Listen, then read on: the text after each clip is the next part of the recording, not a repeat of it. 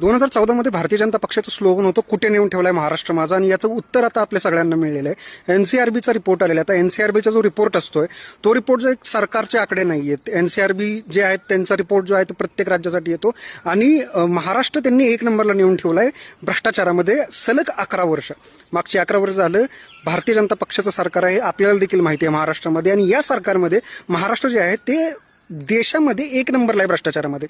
Point number 2, पुण्यासारख्या सिटीमध्ये जे फ्रॉड वाढलेले आहेत मागच्या 2 वर्षांपेक्षा यावर्षी 300% वाढलेले आहेत. फ्रॉड्स इन द सेन्स जे सायबर क्राईम आहेत, लोकांना OTPs through, fake loan apps through जे गंडवागंडवी केली जाती, ही पुण्यासारख्या सिटीमध्ये 300% वाढलेली आहे. मुंबईसारख्या सिटीमध्ये गुन्हेगारी रेट जो आहे तो 7% वाढलेला आहे. म्हणजे गुन्हे पण कमी होत नाहीयेत, फ्रॉड पण कमी होत नाहीयेत, आणि याच्या पलीकडे जाऊन भ्रष्टाचारामध्ये कन्सिस्टंटली 11 वर्ष भारतीय जनता पक्षाच्या सरकारमध्ये महाराष्ट्र हा 1 नंबरवरती आहे. हेच तुमचं भाजपचं सरकार आहे. याच्यावरती तुमच्या कमेंट्स मला कळवा.